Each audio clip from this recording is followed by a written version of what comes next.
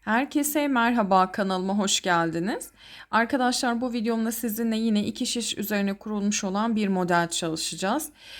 Kolay bir model, özellikle çeyizlik yeleklerde ve yetişkin örgülerinde kullanım sağlayabilirsiniz. Bebek battaniyelerinde özellikle çok şahane duran bir model. Kesinlikle tavsiye ederim. Şimdi kar topunun Aksoft ipi ile çalışacağım ben bu modeli. Angora bir iple daha güzel ve daha ince düşebiliyor arkadaşlar. Eğer bebek battaniyesi ya da tok durmasını istediğiniz bir örgüde kullanacaksanız yani bu şekilde orta kalınlıkta bir yün kullanabilirsiniz. Aynı zamanda bu modeli örnek veriyorum, bir hırka yaptınız, kenar patının yanında güzel durması için çalışabilirsiniz. Çok hoş duruyor çünkü. Ya da lastikten sonra etek kısmına da yapabilirsiniz. Yani tamamıyla sizin örneği nerede kullanacağınıza bağlı bir durum. Ama her yerde de değerlendirme yapabilirsiniz bu modeli. İlmek sayımıza gelecek olursak 12 ilmek ve katları artı 4 ilmek ve kenar ilmekleri de 2 tane eklediğimizde, yani toplamda bir örnek için 18 ilmek atmamız gerekmektedir. Şimdi ben şişime 2 model çalışacak şekilde ilmeklerimi attım. Örgümüzün ön yüzünden başlayacağız. Modelin anlatımına geçmeden önce kanalıma abone olmanızı rica ediyorum. Abonelik ücretsizdir. Videolarımı da beğenmenizi rica ediyorum. Bundan sonraki videolarda yine birçok farklı çalışmalarla birlikte olacağız inşallah. Takipte kalmanızı rica ediyorum. Şimdi modelin anlatımına geçebiliriz. Şöyle şiş numaramı da göstereyim hemen. 3,5 milimetrelik bir şiş kullanıyorum. Kartopunun Aksoft ipinde. Kenar ilmeğimi örmeden aldım. 1, 2, 3 ve 4. 4 tane ters ilmeğimi ördüm. Bir tane de kenar ilmeğim var. İpimi arka tarafa attım. 1, 2, 3, 4, 5, 6, 7, 8 adet düz örgümüzü ördük. 4 tane ters ve 8 adet düz örgümüzü örmüş olduk. 2, 4, 6, 8. Yine 4 tane ters örgümü örüyorum. Şöyle 8 tane düz örgümüzü yine örüyoruz. İlmeklerimizi 2, 4, 5, 6, 7 ve 8. Yine sıramızın sonunda ne demiştik? Modeli tamamlamak için 4 tane de ilmek ekliyorduk. Yani 4 tane ilmeğimizde ters ördük. Kenar ilmeğimi de düz örerek sıramı tamamladım. Örgümüzün ikinci sırasındayız ve arka yüzündeyiz. Tüm ilmeklerimizi ters örerek sıramızın sonuna kadar devam edeceğiz.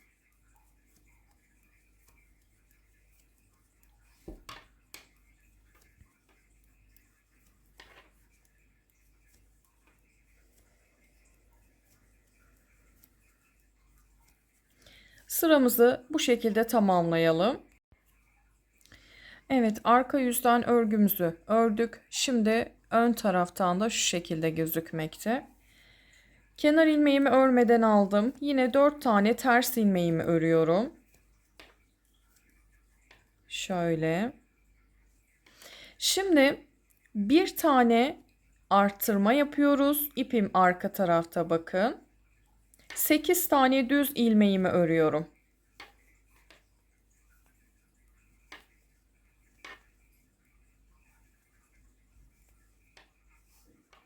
Bir arttırma, 2, 4, 6, 8 adet ilmeğimi ördüm. Bir tane daha arttırma yaptım. 4 tane ters örgümü örüyorum. Şöyle. Tekrar bir tane doladım ve arttırmamı yaptım. 1, 2, 3, 4, 5, 6, 7, 8. 8 tane düz örgümü ördüm. Bir tane daha arttırdım. 4 tane ters ilmeklerimi örüyorum. Kenar ilmeğimi de düz ördüm. Bakın şöyle. Şimdi örgümüzün arka yüzündeyiz. Kenar ilmeğimi örmeden aldım. 1, 2, 3, 4. Bakın arttırmamız da burada. Bunu da ters örüyoruz ve 5.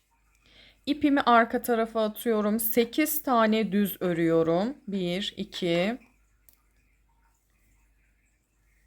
3, 4, 5, 6, 7, 8. 8 tane örgümü, ilmeğimi düz ördüm. Şimdi arttırmaya geldik. Arttırmada şöyle ters örüyorum. 4 tane ilmeğimi ters örüyorum.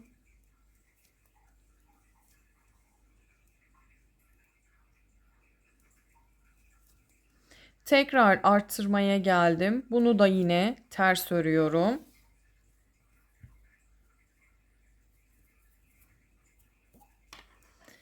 Sekiz tane düz ilmeğimi örüyorum.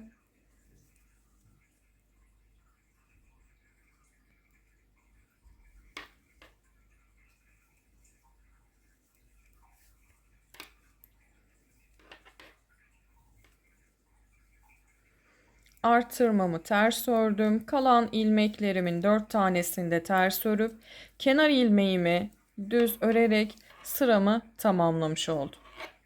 Şöyle ön yüzden de göstermek istiyorum.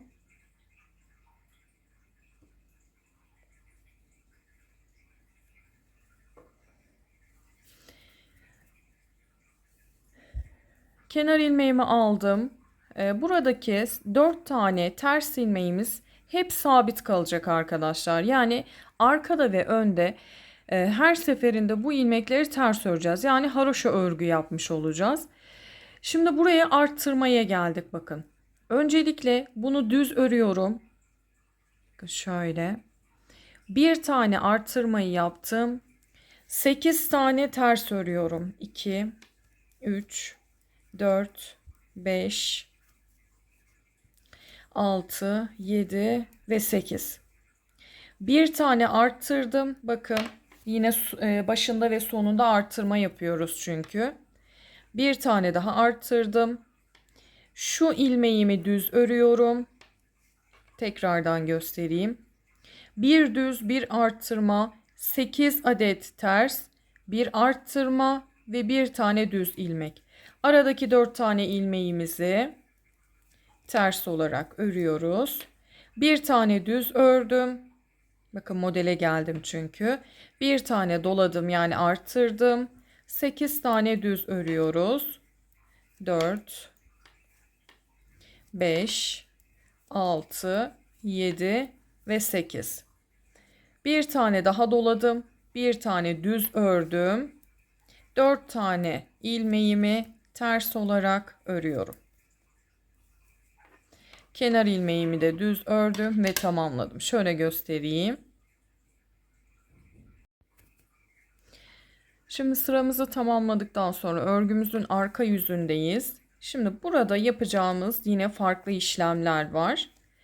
Her zamanki gibi kenar ilmeğimi örmeden alıp 4 tane ters ilmeğimi ördüm. Yapmış olduğumuz arttırmaları da buradan bakın 2 tane ters örüyorum. Yani 2, 4, 6 adet ters örgümü örmüş oldum. Şimdi geldik modelin kurulum aşamasına. Öncelikle ipimi şöyle şişimi ipime şöyle geçiriyorum ve 2 tane doladım. Tekrar 2 doladım, ördüm. 2 doladım, ördüm. Bakın. Hep 2 tane sarıyoruz. 2 doladım, ördüm. 8 tane ön yüzden yapmış olduğumuz örgüye 2, 4, 6 yine 8 tane bu şekilde ikişerli sararak ters örgümüzü örüyoruz bakın. Arttırmamı ters ördüm. Bir önceki yapmış olduğum arttırma ilmeğimi de ters ördüm. Yani bu iki model arasında toplamda 8 adet ters örgümüzü örmüş olduk şöyle. Şimdi yine modele geldik. 2 sardım, ördüm. 2 sardım, ördüm. 2 sardım, ördüm.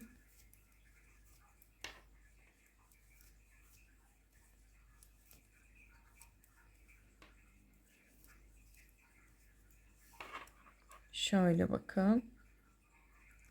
2, 4, 6, 7. Bir tane daha sarıyorum. 8. Kalan ilmeklerimi ters olarak örüyorum. Kenar ilmeğimi de örmeden aldım. Şöyle.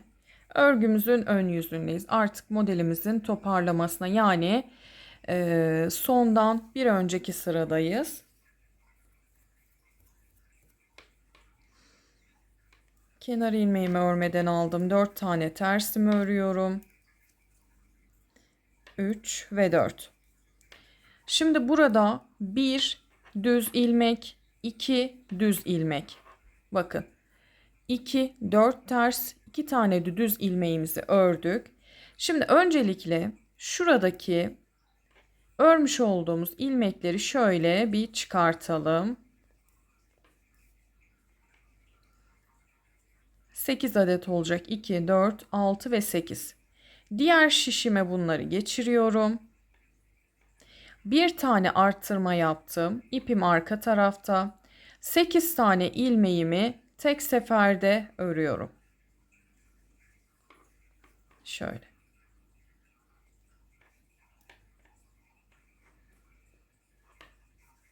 Bir tane arttırmamı yaptım. 2 tane düz örgümü örüyorum. Aradaki 4 tane ters örgümü örüyorum. 2, 3, 4. Şimdi ikinci modelde göstereceğim bakın. Gerçekten şahane bir model. 2 tane düz örgümü öncelikle örüyorum. Sonra ikişerli dolamış olduğumuz ilmekleri şöyle öncelikle bir çıkartalım. Diğer şişimize hepsini geçirelim. Bir tane artırmamızı yaptık. İpim arka yüzde.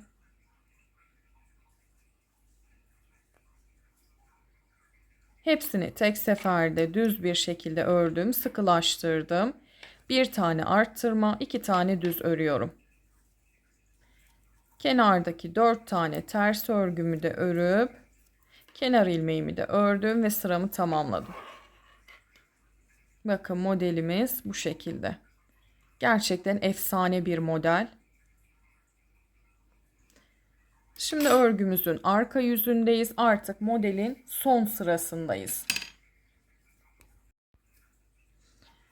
Kenar ilmeğimi örmeden alıyorum. 4 tane ters örgümü öncelikle örüyorum. Şimdi bakın. Modelimizi ön yüzden kurmaya başladığımızda 8 tane düz ilmeğimiz vardı.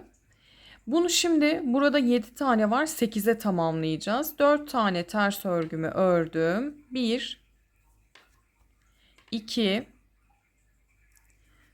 3. Şimdi burada 8 tanesini topladığımız ilmeğimiz var ve onun öncesinde yaptığımız bir arttırma var.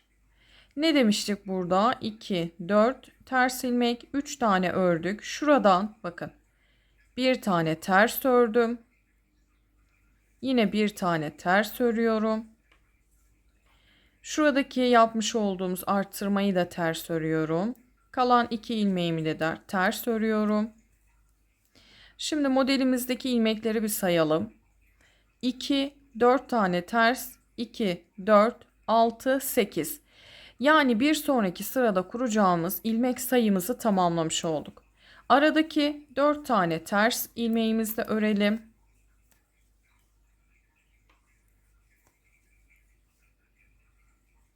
Tekrar göstereyim. 2, 4, 2, 4, 6 ve 8. 4 tane ters ilmeğimizde ördük. Şimdi diğer modelin ilmek sayısını çoğaltmaya geldi sıra. 2, 3, 4. Bakın şurası çok önemli. Şu 8 taneyi topladığımız yerden şuradan önceden ördüm. Şimdi bakın şu ilmeğimi. Şimdi bunu örüyorum. Sonrasında yine yaptığımız arttırmayı örüyoruz. Kalan 2 ilmeği örüp 8 ilmeği tamamlamış oluyoruz. Kalan ilmeklerimi de ters örüyorum. Kenar ilmeğimi de ördüm düz ve tamamladım. Şimdi bakın buradaki bölümü tekrardan anlatacağım. Yani şurası biraz kafa karıştırıcı olabilir. Şimdi 8 tane buradaki ilmeklerimizi tek seferde örmeden önce bir tane arttırma yapıyorduk. Bakın şunu. Şimdi buradaki ilmeklerimizi tamamladığımız için, tamamlama yapacağımız için şuradaki topladığımız ilmekten önceki yapmış olduğumuz artırmadan bir tane ters örüp sonra burayı ördük ve sonra tekrardan artırmadan örerek yani bir tane ilmeğimizi fazlalaştırmış olduk. Şimdi bu modelimizin arka yüzü, ön yüzünde şöyle gösterdiğimizde gerçekten çok efsane bir model. Kesinlikle yapılmasını tavsiye ederim.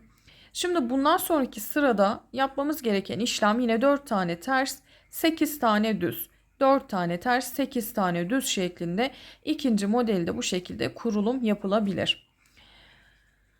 Arkadaşlar videomu beğendiyseniz beğenmeyi, kanalıma abone olup bana destek vermenizi rica ediyorum. Videolarımdan haberdar olabilmeniz için zil butonunu aktif etmenizi rica ediyorum. Bir sonraki videoda görüşmek üzere, hoşça kalın.